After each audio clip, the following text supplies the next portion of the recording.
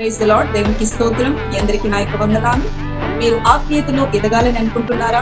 ఆత్మలో వర్ధిల్లాలని అనుకుంటున్నారా? అయితే మీకోసమే ఈ ఛానల్. ప్రతిదినం ఈ యొక్క వాక్యాన్ని వింటూ, ప్రతిదినం ఈ యొక్క వాక్యాన్ని చదువుతూ మీరు ఆత్మీయతలో వర్ధిల్లాలని, దేవుని నుండి మెండైన దీవెన ఆశీర్వాదాలు పొందుకోవాలని ఈ మాటను ముగిస్తున్నాను. Praise the lord.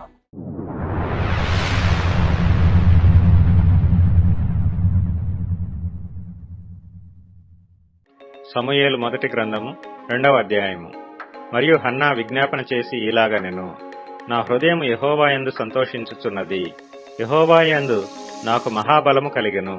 నీ వలని రక్షణను బట్టి సంతోషించుచున్నాను. నా విరోధుల మీద నేను అతిశయపడిదను. యెహోవా వంటి పరిశుద్ధ దేవుడు ఒకడునూ లేడు, నీవు తప్ప మరి ఏ దేవుడునూ లేడు.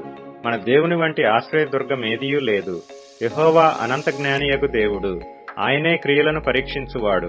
ఇకను అంత గర్వముగా మాట్లాడుకుడి, గర్వపు మాటలు మీ నోట రానియకుడి. ప్రఖ్యాతి నొందిన విలుకాండ్రు ఓడిపోవుదురు, తొట్టిల్లని వారు బలము ధరించుదురు. తృప్తిగా భుజించిన వారు అన్నము కావలెనని కూలికి పోవుదురు. ఆకలి గొనిన వారు ఆకలి తీరా తిందురు. గొడ్రాలు 7 పిల్లలను కనును, అనేకమైన పిల్లలను కనినది కృషించిపోవును. జనులను సజీవులనుగాను మృతులనుగాను చేయువాడు యెహోవాయే. పాతాళమునకు పంపుచు అందులో నుండి రప్పించుచుండువాడు ఆయనే. యెహోవా దారిద్ర్యమును ఐశ్వర్యమును కలుగచేయువాడు, కృంగజేయువాడును లేవనెత్తువాడును ఆయనే. దరిద్రులను అధికారులతో కూర్చుండబెట్టుటకును, మహిమగల సింహాసనమును స్వతంత్రింపచేయుటకును వారిని మంటిలో నుండి ఎత్తువాడు ఆయనే. లేమి గలవారిని పెంటకుప్ప మీద నుండి లేవనెత్తువాడు ఆయనే. భూమి యొక్క స్తంభములు యెహోవా వశము, లోకమును వాటి మీద ఆయన నిలిపియున్నాడు. తన భక్తుల పాదములు తొట్టిల్లకుండా ఆయన వారిని కాపాడును. దుర్మార్గులు అంధకారమందు మాటు మణుగుదురు, బలము చేత ఎవడునూ జయమునందడు. యెహోవాతో వాదించువారు నాశనమగుదురు. పరమండలములో నుండి ఆయన వారిపైన ఇరుము వలె గర్జించును. లోకపు సరిహద్దులలో నుండి వారికి ఆయన తీర్పు తీర్చును. తాను నియమించిన రాజునకు ఆయన బలమిచ్చును. తాను అభిషేకించిన వానికి అధిక బలము కలుగుచేయును.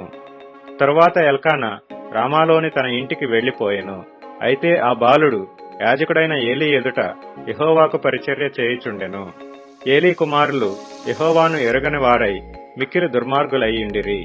జనుల విషయమై యాజకులు చేయుచూ వచ్చిన పని ఏమనగా, ఎవడైనా బలిపశువును వధించిన మీదట మాంసము ఉడుకుచుండగా యాజకుని వారు 3 ముండ్లు గల కొంకిని తీసుకుని వచ్చి బొరుసులో గాని, తపేలలో గాని, గోనలో గాని, కుండలో గాని అది గుర్చినప్పుడు ఆ కొంకి చేత బయటకు వచ్చిన దంతయు యాజకుడు తన కొరకు తీసుకొనును. షిలోహుకు వచ్చు ఇశ్రాయేలీలందరికిని వీరు ఇలాగున చేయుచూ వచ్చిరి. ఇదియుగాక వారు క్రొవ్వును దహింపక మునుపు యాజకుని పనివాడు వచ్చి బలిపశువును వధించు వానితో, యాజకునికి వండించుటకై మాంసమిమ్ము, ఉడకబెట్టిన మాంసము అతడు నీ యొద్ద తీసుకొనడు, పచ్చి మాంసమే కావలెను అని చెప్పుచూ వచ్చెను. ఈ క్షణమందే వారు క్రొవ్వును దహింతురు. తరువాత నీ మనస్సు వచ్చినంత మట్టుకు తీసుకొనవచ్చునని వానితో ఆ మనిషి చెప్పిన ఎడల, అలాగు వద్దు, ఇప్పుడే ఇయ్యవలెను, లేని ఎడల బలవంతము చేత తీసుకొందునను. అందువలన జనులు యెహోవాకు నైవేద్యము చేయుటయందు అసహ్యపడుటకు ఆ యవనులు కారణమైరి. గనుక వారి పాపము యెహోవా సన్నిధిని బహు గొప్పదాయెను. బాలుడైన సమూయేలు నారతో వేయబడిన ఏఫోదు ధరించుకుని యెహోవాకు పరిచర్య చేయుచుండెను. వాని తల్లి వానికి చిన్న అంగీ ఒకటి కుట్టి ఏటేటా బలి అర్పించుటకు తన పెనిమిటితో కూడా వచ్చినప్పుడు దాని తెచ్చి వానికిచ్చుతూ వచ్చెను. యెహోవా సన్నిధిని మనవి చేసుకొనగా, నీకు దొరికిన ఈ సంతానమునకు ప్రతిగా యెహోవా నీకు సంతానమునిచ్చునుగాక అని ఏలీ ఎల్కానాను అతని భార్యను దీవించిన తరువాత వారు ఇంటికి వెళ్లిరి. యెహోవా హన్నాను దర్శింపగా ఆమె గర్భవతి అయి 3 కుమారులను 2 కుమార్తెలను కనెను. అయితే బాలుడగు సమూయేలు యెహోవా సన్నిధిని ఉండి ఎదుగుచుండెను. ఏలీ బహు వృద్ధుడాయెను. ఇశ్రాయేలీలకు తన కుమారులు చేసిన కార్యములన్నీయు, వారు ప్రత్యక్షపు గుడారము యొక్క ద్వారము దగ్గరకు సేవ చేయుటకు వచ్చిన స్త్రీలతో శయనించుటయును మాట చెవిని పడగా వారిని పిలిచి ఇట్లనెను, ఈ జనుల ముందర మీరు చేసిన చెడ్డ కార్యములు నాకు వినబడినవి. ఇలాంటి కార్యములు మీరెందుకు చేయుచున్నారు? నా కుమారులారా, ఇలాగు చేయవద్దు. నాకు వినబడినది మంచిది కాదు. యెహోవా జనులను మీరు అతిక్రమింప చేయుచున్నారు.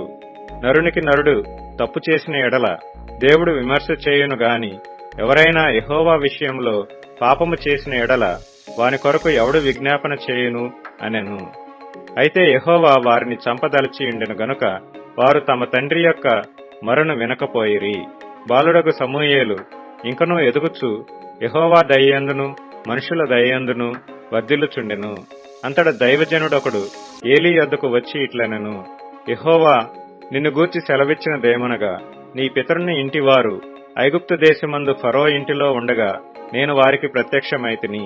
అతడు నా ముందర ఏఫోదును ధరించి నా బలిపీఠము మీద అర్పణమును ధూపమును అర్పించుటకై నాకు యాజకుడగునట్లు ఇశ్రాయేలు గోత్రములలో నుండి నేను అతని ఏర్పరచుకొంటిని.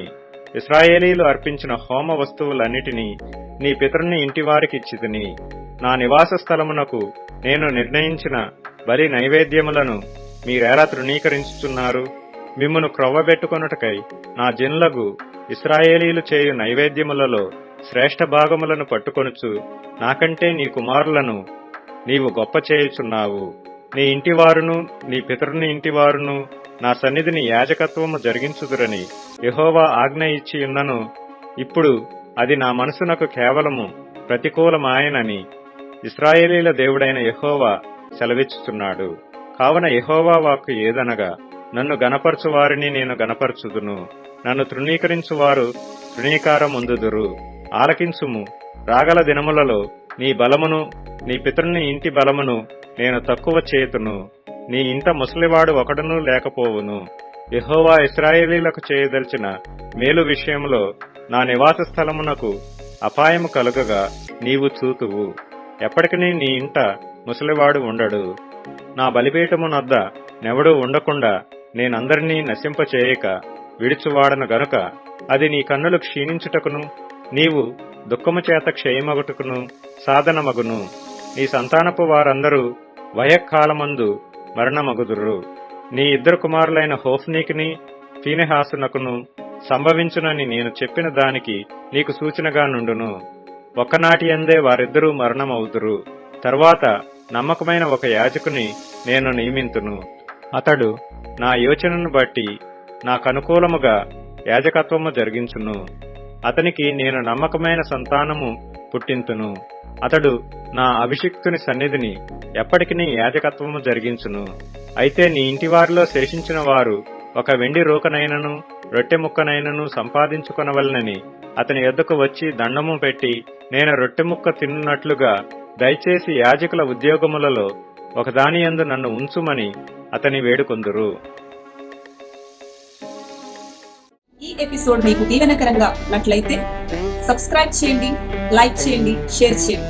అదేవిధంగా డిస్క్రిప్షన్ లో ఉన్న లింక్ ని క్లిక్ చేసి మీ యొక్క ప్రార్థన అవసరతను తెలియజేయవలసిందిగా కోరుతున్నాను. Thank you.